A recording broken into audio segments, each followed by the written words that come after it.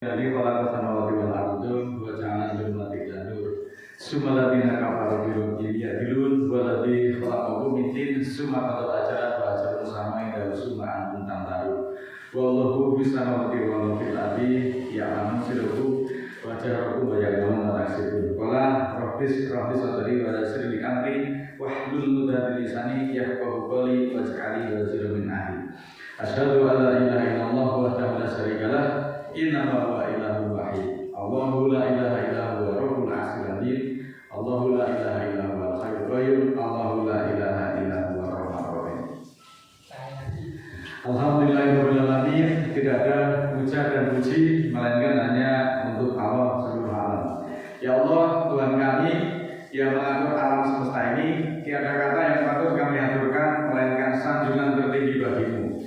Karena hanya atas kuasa dan izin-Mu lah pada hari ini kami bisa berkumpul di dalam majelis yang mulia ini. Saudaraku, mengawali majelis kita pada hari ini, marilah kita ingat kembali bahwa nama-nama hari yang diciptakan Allah ada 7. Yang pertama adalah Ahad, artinya 1. Kemudian Isnain menjadi Senin, artinya 2. Salasa atau Selasa, artinya 3. Arba'ah atau Rabu itu menjadi hari yang keempat, dan Khomsah menjadi Kamis itu hari yang kelima. Kemudian Sitah itu hari yang keenam, tetapi disebut Jum'ah yang artinya berkumpul. Selanjutnya Sab'ah atau hari yang ketujuh. Pada hari yang keenam ini sebagai orang yang beriman ada perintah untuk berkumpul di masjid. Nah, ayatnya sebagai berikut. Di dalam surat ke-62 ayat 9, A'udzubillahi minasyaitonir rajim. Bismillahirrahmanirrahim. Ya ayyuhalladzina amanu idza nudiya lis-sholati min yaumil jumu'ati fas'au ila dzikrillah wa dzarul bai'. Dzalikum khairul lakum in kuntum ta'lamun. Wahai orang beriman, jika kamu diseru untuk sholat pada hari Jumat, maka berusahalah untuk berzikir, mengingat Allah, memikirkan Allah, dan tinggalkanlah jual beli atau perniagaan. Itulah yang lebih baik bagimu jika kamu mengetahui. Jadi sholat Jumat itu wajib hukumnya bagi setiap orang mukmin. Yang dikenakan kewajiban sholat Jumat wajib mendatangi jamaah Jumat. Ketahuilah bahwa kebaikan yang diperoleh dalam sholat Jumat tersebut tidak dapat digantikan oleh yang lainnya. Yang disebut orang mukmin atau orang-orang beriman itu ya laki-laki dan perempuan yang merasa membutuhkan ampunan Allah, yang merasa membutuhkan surganya Allah, maka mewajibkan dirinya untuk memenuhi panggilan sholat Jumat tersebut. Nah, pada di kesempatan ini saya tidak sepakat ketika ayat-ayat tersebut kemudian dirubah oleh orang-orang yang tidak bertanggung jawab. Dirubahnya bagaimana? Dirubahnya begini. Jadi sholat Jumat itu wajib untuk laki-laki, kemudian sunat untuk perempuan. Nah, ini dasarnya apa? Saya beberapa kali bertemu dengan tokoh-tokoh atau seorang yang kami anggap tokoh, setidaknya memiliki kemampuan. Ini yang berubah ini dasarnya apa? Kok sholat Jumat menjadi wajib untuk laki-laki dan sunat untuk perempuan? Nah, dijawab oleh para tokoh tadi, itu dasarnya adalah hadis.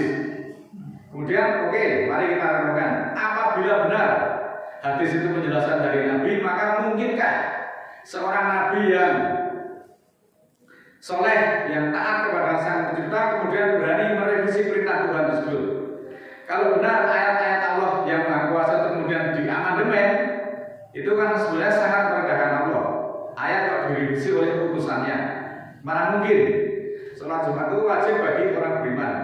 Lalu kenapa menjadi pertanyaan yang disuruh kok seolah-olah para pedagang atau orang-orang yang berniaga?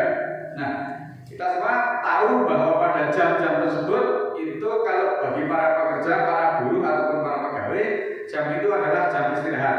Sedangkan untuk para pedagang pada jam-jam tersebut adalah jam yang sangat kredit atau sedang penuh-penuhnya pembeli. Kalau sedang berjualan itu sedang laris-larisnya. Oleh karena itu disuruh oleh Allah. Namun demikian kemudian tetap disuruh oleh Allah untuk memenuhi panggilan tersebut. Ayat sholat Jumat ini menunjukkan bahwa jual beli atau aktivitas apapun yang dilakukan pada waktu tersebut hukumnya adalah haram untuk dilakukan dan tidak sah apabila itu dilakukan. Andai kata dalam kurun waktu tersebut kalian mendapat rezeki, maka rezeki yang kalian peroleh itu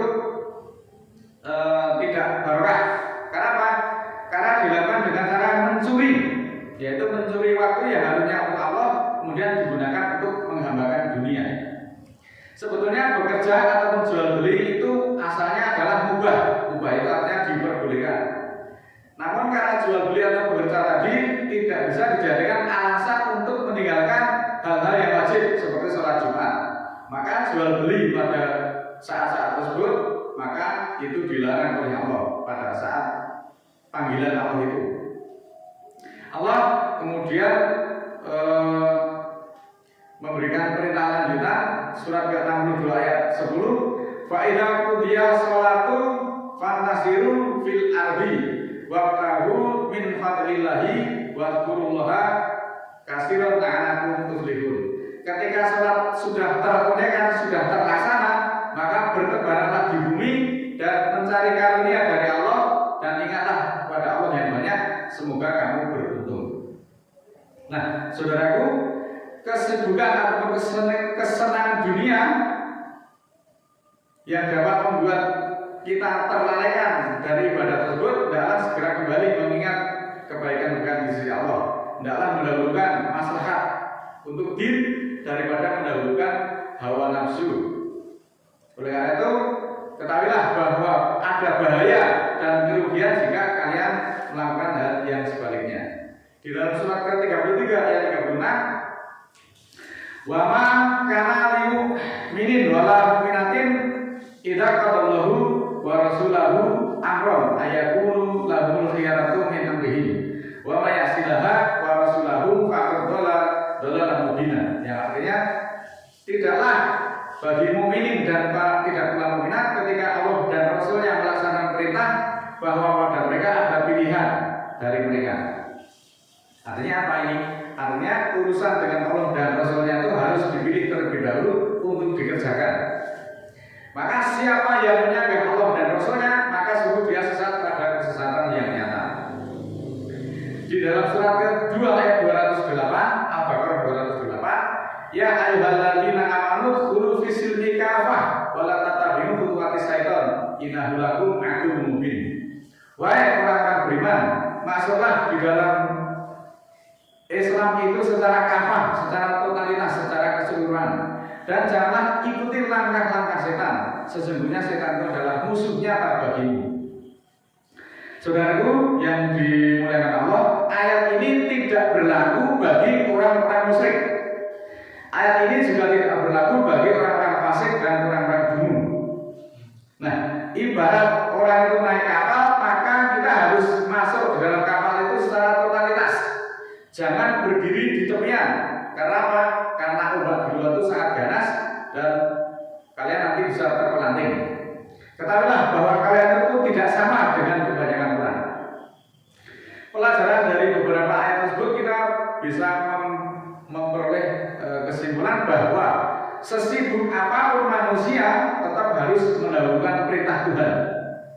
Artinya perintah Allah itu harus dilaksanakan terlebih dahulu. Yang kedua, maksudnya ditinggalkan jual beli atau kesibukan kerja itu ketika kalian disuruh untuk sholat Jumat, maka bersegeralah menuju sholat Jumat. Karena yang demikian itu lebih baik bagimu jika kamu mengetahui.